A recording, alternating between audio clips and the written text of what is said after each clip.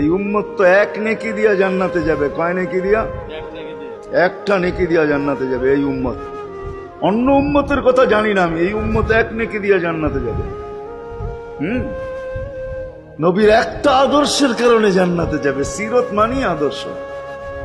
আর এটা আমরা কদমে কদমে মুহতাজ।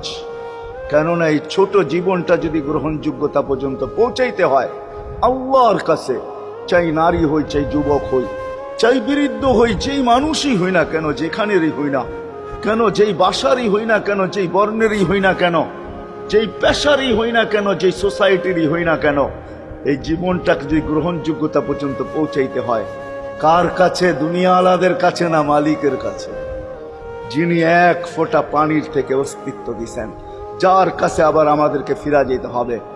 পালানের কোনো সুযোগ নাই। এই জন্যই কোরআন আমাদেরকে বোঝায় আইনাল মাফার। আল্লাহ